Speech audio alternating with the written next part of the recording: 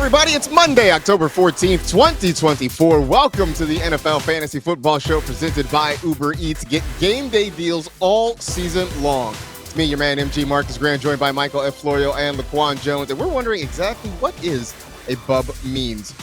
We are most of the way through week 6, still a Monday night game to go. And Florio, it's kind of a big sports day for you on this Monday. Yeah, I will be at Mets Dodgers. If you think one bad loss is going to ruin my spirit, I've been through so many bad Met losses in my life. And then Bills Jets for first place in the AFC. So today could be a great day, or you guys are just not going to see and hear from me for 24 hours. I don't know which way it's going to go. Just be aware, folks. If you don't see Michael F. Florio around here for a couple of days, that means his Monday did not go very well. Come on. New York fans take a lot of abuse. Kudos to you. Look, the Dodgers balled out. It was a good game one. There's still a long way to go in the series. We'll see how things go. But we will put out a wellness check if the Mets and Bills both lose on Monday night to make sure that you are okay. Speaking of what is okay and what is not, we're going to go through the biggest takeaways from week 6. We'll have our waiver wire, of course. And we're going to play a little bit of real or mirage with some guys who put up some big numbers. We're going to find out whether or not we think these can continue. But let's start, as we always do, with some fantasy headlines. And big one, after what we saw in London this past week, Travis Etienne left the game with a hamstring injury. Laquan, it seemed very convenient that his leaving with a hamstring injury was after he put the ball on the ground, and that worked out. It was ruled an incomplete pass and not a fumble. But, Laquan, we have seen a trend recently of Etienne being outplayed by Tank Bigsby. Now there's this hamstring injury. We'll see how long it sort of lingers. But is Etienne in danger of losing his job with the Jaguars? Absolutely, because we're on the same frequency. It was just so convenient. This hamstring came out of nowhere after that fumble, but more so we're looking at, Tank Bigsby and how he's been playing these last couple of weeks. And I'm not going to look at the last game and against the Bears just based on they kind of gave up in that first half. It was basically the writing was on the wall that the game was over and the Bears were about to run away with it. But more so, looking at next week, they got the Patriots. This is a game that Tank Bigsby can show up, show out, get in between the tackles, rush outside, be explosive all around as the lead back. But more so, you have to worry about D'Ernest Johnson as well as getting snaps. So it looks like Travis Etienne is going to be sidelined for some time with this hamstring injury, maybe, who knows. But more so, looking at this backfield, it just looked better functioning with these two running backs. Tank Bigsby taken up with the head. So Etienne managers, I definitely would be a little bit worried right now. Bigsby this past week, Florio, not a great stat line, 7 carries for 24 yards, did not have a catch in the ball game. But all things considered, if Etienne is missing time, I won't say is he a must start, but how good do you feel about getting Bigsby into your lineup? It's matchup dependent. This week against the Patriots, if Etienne is out, and I'm sitting Etienne whether he plays or not this week, but if Etienne is out, then I think Bigsby is someone you want to start because they'll already be in London. That's a huge advantage that they have over the Patriots, who now have to fly to London. Patriots have been really struggling on defense. You can put up numbers against them, but to Laquan's point, D'Ernest Johnson got all of the passing reps because for some reason they just do not trust Tank Bigsby in the passing game. So he's very game script dependent because games where they fall behind and are in catch-up mode, it could look a lot like it did yesterday where Tank Bigsby gave you 2.5 fantasy points. So best case scenario, as bad as Travis Etienne has been, is Etienne gets healthy and continues to get that workload because he is the only one that they trust to do both run on the ground and be used in the passing game. Otherwise, it's kind of they're splitting it, and that's not great for fantasy purposes. I mean, the other part of this is the Jaguars' offense just has not been great. So whoever it is we're plugging in is going as part of an offense that just is not moving the ball and scoring a whole lot of points. A couple of other injury notes to pay attention to. Marvin Harrison Jr. left the Cardinals game against the Packers on Sunday with a concussion. We'll keep an eye on him as he goes through the protocol. Dallas Goedert was ruled out of the Eagles game with a hamstring injury. So we will see what is up with him as it goes along. But it's nice to see A.J. Brown, Devonta Smith back in action for Philadelphia. But we'll see how long this issue could keep Dallas Goedert out of action. All right, time now for some Fantasy Heroes presented by Subway. We take a look at the top scores in Week 6. Of course, the Monday night game still pending. Caleb Williams looking solid for the Bears over in London. 226 passing yards, 4 passing touchdowns. Did have the interception, which was the first thing he talked to Stacey Dales about after the game, but 56 rushing yards as well. Nearly 29 points for him. Sean Tucker comes out of nowhere. Would you call him the King Tuck? I think is what you called him on Twitter, Laquan, on Sunday. 136 rushing yards, another 56 receiving yards, had a touchdown, 34.2 points for him. Chris Godwin having a day, 11 for $125 and 2 tutties, 35.5 points there. Cole Kmet making London kids forget about Mercedes Lewis in the annals of great tight ends. 5 catches, 70 yards, and 2 touchdowns, 24 points. Jake Bates for the Lions, 4 made field goals, 5 PATs, and the Lions DST, 4 sacks, 5 takeaways, 9 points allowed, 18 fantasy points as the Lions demolished the Dallas Cowboys. Those were some of the overall fantasy heroes. Yeah. Everyone came from 3 teams. Like, all top scorers, 3 teams. Yeah, that's right. Bears, Bucks, Lions. That was, and 2 of them in the same division. The NFC North is looking like a problem right now with how good those teams are. But I look, if we're gonna talk some individual fantasy heroes, Laquan, I guess we keep it going in the NFC North. Yes, finally, Keenan Allen shows up and puts up some big fantasy points, man. Like, I don't know how long I've been waiting for this because all summer we're trying to figure out which wide receiver we should get. Is it DJ Moore? Is it Rome Odunze? And I stuck with the safe bet that it would be Keenan Allen, but he finally showed up. And I think it has a lot to do with Caleb Williams and how he's playing right now. And I think we'll get into Caleb Williams later in the show, but more so looking at how Keenan Allen has caught 100% of his passes, double tapped in the end zone. This is great news for a lot of fantasy managers that had him on the bench. He was on bench row, almost about to be dropped by some managers, and that would be me because other guys were just performing better. But more so, this is great that he has shown some life, and hopefully Caleb Williams can still keep on playing at a top level, and Keenan Allen keeps on finding himself in the end zone. I know it was a thing that Adam Rank talked about during the week. You know, he'd had conversations. He does his podcast, which you can check out. But some of the other guys told him this was going to be the Keenan Allen week. And sure enough, it was with a pair of touchdowns for him. Florio, I guess we can talk about somebody not in the NFC North for once, I guess, if we have to.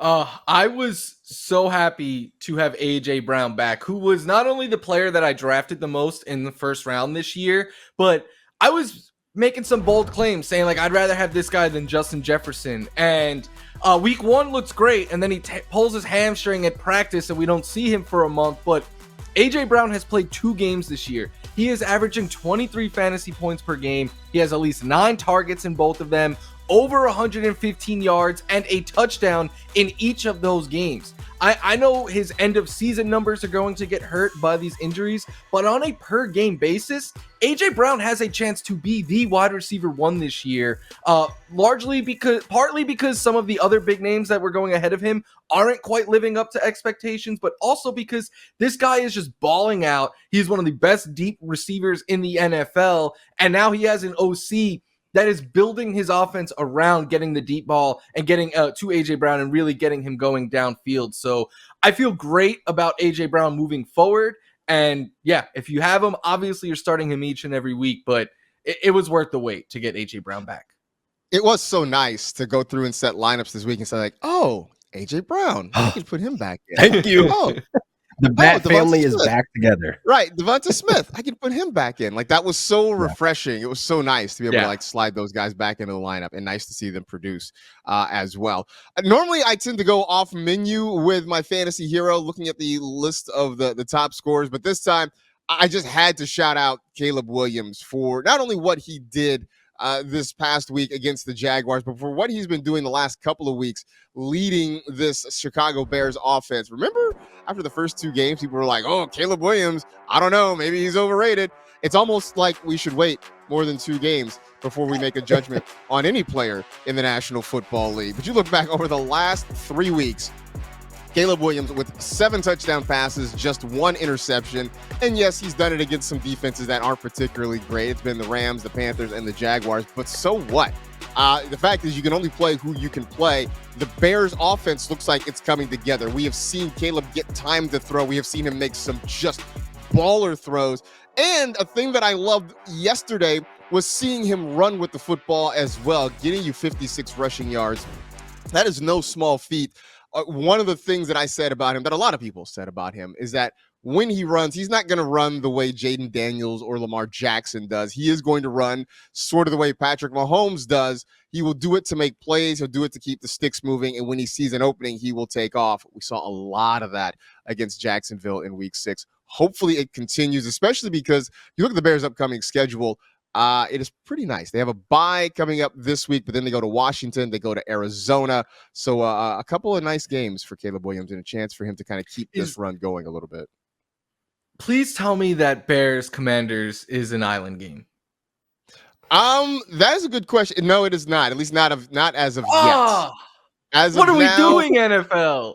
As of now, it is early game on Sunday in week 8. It's part of the for us out here on the West Coast, it's the 10 a.m. game, the 1 p.m. game on the East Coast for now. Missed opportunity. Seriously. Can they start flexing games yet? Because if so, that'd be nice to maybe flex that one into Sunday night. I don't know if they can do that yet. Anyway, those are our fantasy heroes for the week. Let's look at some of our big takeaways as we zoom out to 30,000 feet. What did you learn from what you saw on Sunday, Laquan? Oh man, Joe Mixon is back on track. I almost messed that up, but man, I definitely feel as though this is what the Texans offense has been missing. Like this was literally the missing piece to their run game because it was god awful, the last couple of weeks that Joe Mixon missed. But it's good to see that business is back on track with him putting up 100+ yards because we saw in week 1 put up 159, which is still the second most yards in the game. When we're looking at Joe Mixon, how he's just so explosive after returning back from this ankle injury, and I think the train just keeps on going with Joe Mixon. I think this is going to be one of his best seasons. He did get injured, but if he stays healthy the rest of the season, I don't see how he's not a top 3 running back in this league just based on how this Texans offense is hitting on all cylinders when he's in the game. I mean, it just felt like Houston was maybe the best possible fit for him after it looked like he was going to leave Cincinnati. And when we have seen him healthy, he's been amazing. I mean, Cam Akers, Dario Ogunbowale, I mean, they sort of fit within a role, but I was saying yesterday, it makes them more predictable, I think. When you have Cam Akers out there, you can bet they're going to run the ball. When it's Ogunbowale, you can pretty much bet they're going to throw the ball. Joe Mixon gives them a little bit more flexibility there. Floria, we said if Sam Laporta didn't do big things, is it panic time? He did a big thing, like literally one big thing. So how are we feeling about him now? In the moment, he catches that 52-yard touchdown, and you're like, wow, he has outscored his 4 previous games in just one play.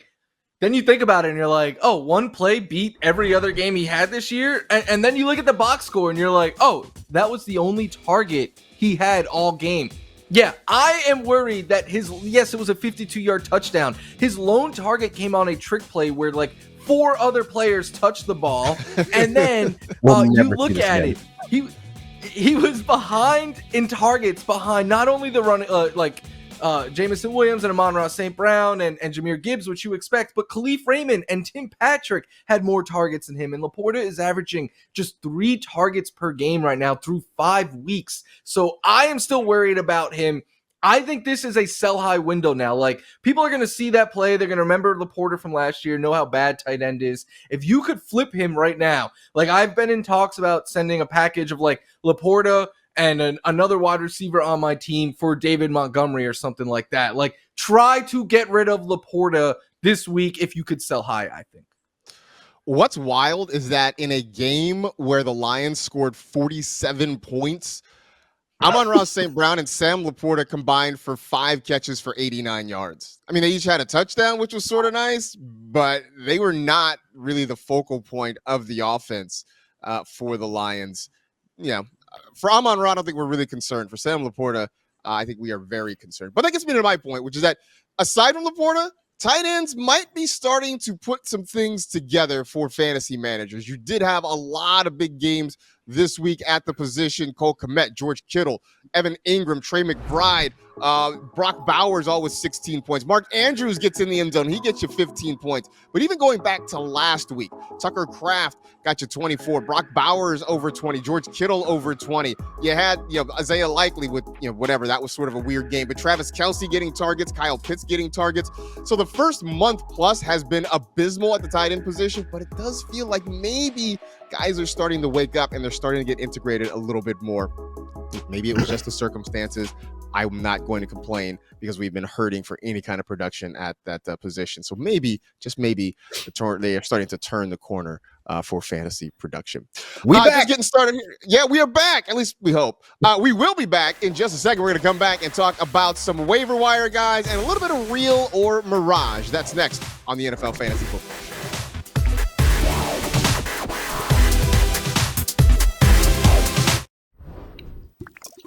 Time for the waiver wire presented by YouTube TV. Florio, who should we be checking for in week 7?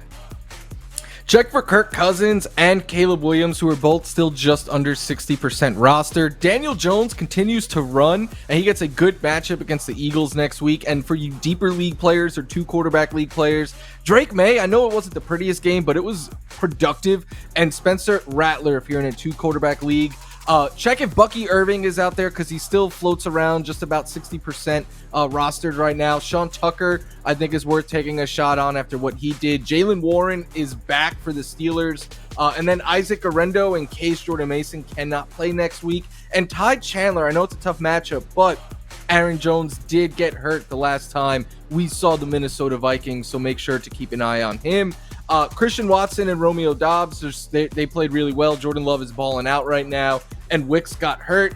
Xavier Legette caught a touchdown. Rashad Bateman is probably playing a little bit better as of late than he is getting credit for. A couple of Colts with Alec Pierce and Josh Downs. Demario Douglas had a lot of targets from Drake May. I don't think that should be ignored. Cade Otton continues to bring a safe floor. Zach Ertz is tied to one of the greatest quarterback prospects, at least statistically speaking, that we have seen in quite some time. And then Jatavion Sanders, don't look now, he was second in targets and yards for the Panthers in week 6. I have been kind of keeping an eye on Jatavion Sanders. Like, he was sort of my deep league, like back pocket sort of situation. We'll see what happens. Did want to ask, though, about Bucky Irving. And Laquan, I'll direct this to you because you were big on King Tuck. Rashad White is still there. There was some talk from Todd Bowles earlier on Monday that Tucker could work in, making this a 3-man backfield. This feels like worst case scenario, Laquan. Yeah, I mean, Rashad White might pull an end game where Mr. Stark, I don't feel so good. Like, he might be fading away out of the backfield because Sean Tucker might be a real thing. Like, the numbers he put up look like Derrick Henry numbers, man. Like, this is not something that I think is going to go away because Sean Tucker right now, even with his limited abilities, he's one of the best in-between tackle runners right now when it comes to rushing yards over expected. So Bucky Irving will have his role still in cement, being that he might be the more pass down catching back. But Sean Tucker, man, have a day, man. Like, seriously, putting up the numbers that he put up in this limited time that he's had opportunity, Rashad White is in danger for his job just based on these 2 running backs showing up and showing out and showing that they have the ability to push this rushing game forward. I don't know if Rashad White is going to be turning back anytime soon, but I don't know if he's going to return back to valuable touches in this backfield when you have 2 guys showcasing their talents the way they've been doing it these last couple of weeks. All right, well, that's a perfect way to get to real or mirage as we talk about some guys who went big and whether or not they can keep it going. And Florida, I will ask you about Sean Tucker. I mean, what we saw, is it real? Is it viable? Or is it a product of him sort of playing in garbage time when the Bucs were starting to run away with that thing against Spencer Rattler and the Saints? I'm going to call mirage here. I'm not doubting like Tucker and his talent and everything like that, but prior to yesterday, he had 3 touches on this season. And like you said, look, a couple of big runs, but it was a game that was largely out of hand. I think this is worst case scenario for Bucky Irving and Rashad White because if it's 3 backs getting involved, I don't want really any part of that for fantasy. But I don't think Rashad White is just going to go away either. So I think you take a shot on Sean Tucker, see if he could build on this, but I'm not going to be spending a ton of fab or anything like that on him. One thing I learned yesterday, there's a Sean Tucker hive, man. He started balling, and like all of a sudden, all these people were just like, "Yeah, man." I always like. I don't doubt that people always believed. I just didn't know a thing existed. That's all. Fantasy streets were buzzing, man. I was just surprised that a thing like that existed. In Baltimore, Zay Flowers with a couple of big games back to back. I know a lot of folks saw this, so at least predicted this one coming this week against the Commanders. But I mean, Laquan, as we look around and we've all been frustrated by the Ravens tight ends, could it be that Zay Flowers is the pass catcher we want in Baltimore? Yes, this is real just based on the back-to-back career highs he's had. I mean, this is honestly working. Like, I'm liking this new identity that the Ravens have on offense right now. They're probably one of the best offenses in the NFL right now, based on this rushing attack with King Henry back there, Lamar Jackson playing some of his best football right now. And when Lamar's playing his best football, as you could see, Zay Flowers becomes more electric as the drives go on. So I think more so, if you have Zay Flowers, you're sitting there happy that you're able to get him where you got him in drafts, but I think this may be a real thing for the rest of the season that you should feel confident about Zay Flowers in those starting lineups. Last two games, 21 targets, 16 catches, 243 receiving yards for Zay Flowers. Still just the one touchdown way back in week 2, but you got to figure with this sort of target share, another touchdown is probably coming for him. Florio, Evan Ingram, we talked about. Was that? Oh, he had a career high in yards yesterday. It all came in the first half. Insane. That's wild. That's exactly wild.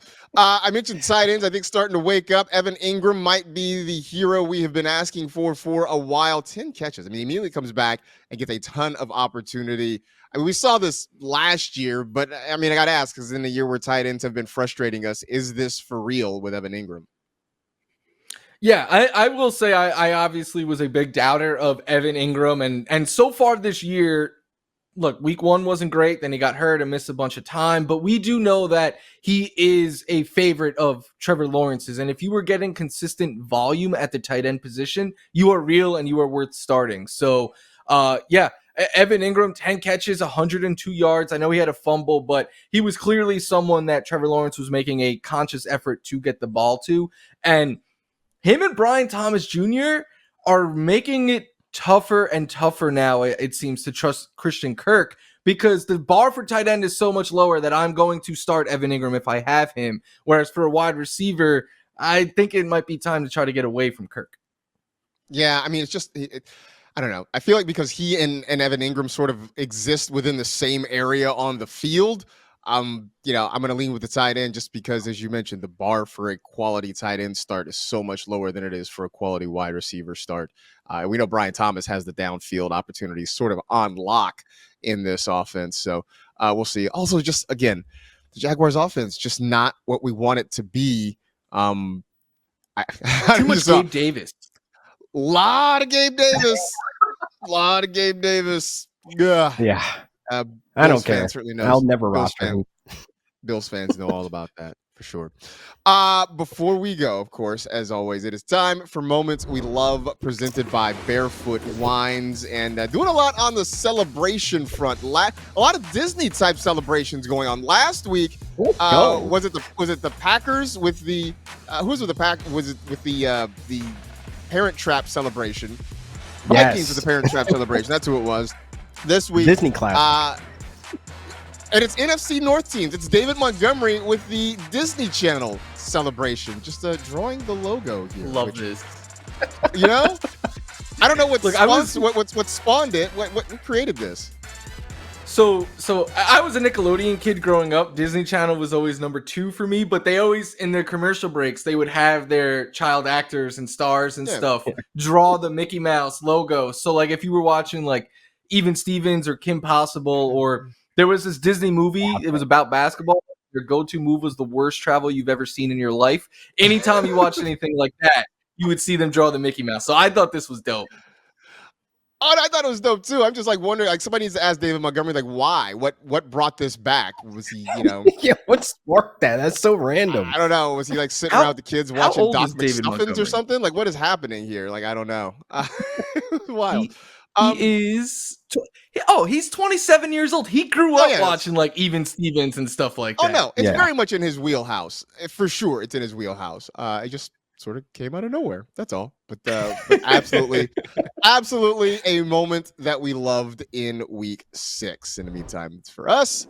That is it. We are done. We appreciate you hanging out with the NFL Fantasy Football Show presented by Uber Eats. You know the drill. Tell 2 friends to tell 2 friends. Rate, review, and remember, there's no such thing as fun for the whole family. Be safe, take care of yourselves, and we will talk to you tomorrow.